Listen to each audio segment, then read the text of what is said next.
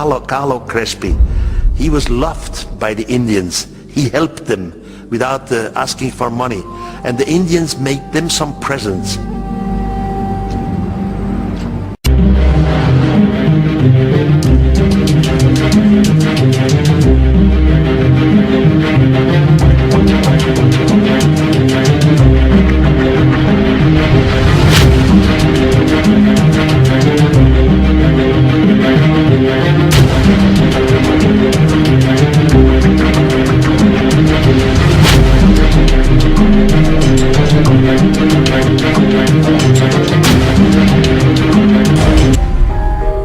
In his 1973 book, Gold of the Gods, ancient astronaut theorist Erich von Däniken wrote of Father Crespi's incredible collection, which he believed to come from the cave of Tyos, and which were, in his opinion, treasures from an unknown and highly advanced culture.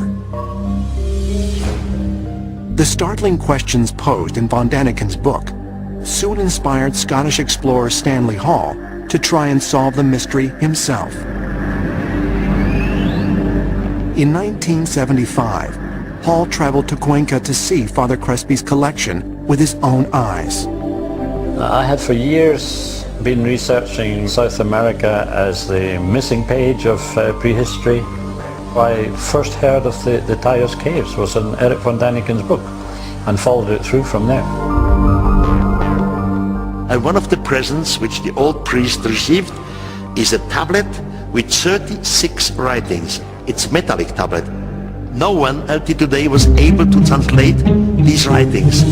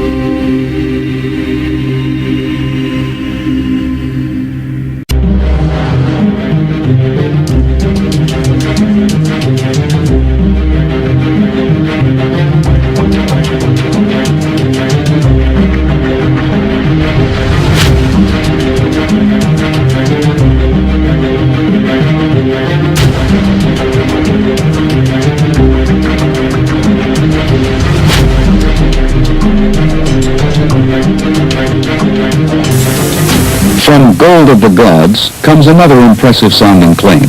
Von Däniken writes, To me, this is the most incredible, fantastic story of the century. It could easily have come straight from the realm of science fiction if I had not seen and photographed the incredible truth in person. He describes visiting man-made tunnels in Ecuador filled with gold and plastic artifacts from an unknown civilization. He says he visited the caves with explorer Juan Moritz, who had headed an expedition, but denies that von Däniken entered the caves or saw such treasures. Did he visit the cave shown in the book? The cave which we see in here, the photograph in my book, is a place where I have never been. I was not here.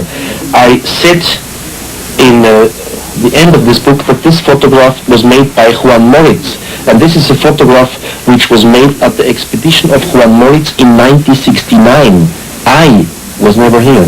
I was on a side entrance on a completely different place. But that's not what the book says.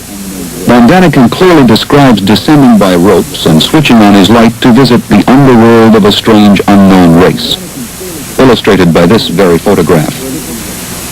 Did that actually happen? No, that did not happen.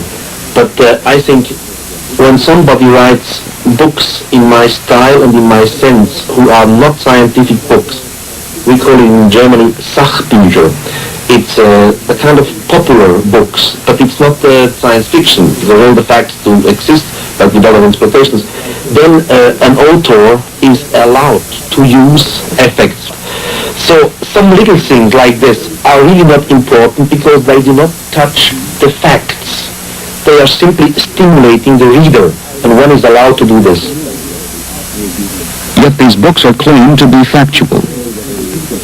So how is the reader to know whether the author is using dramatic effects or whether he is simply telling lies?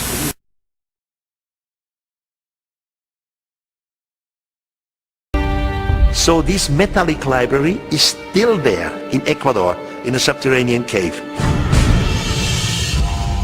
There are still Indian tribes living there. They are still protecting the old treasure.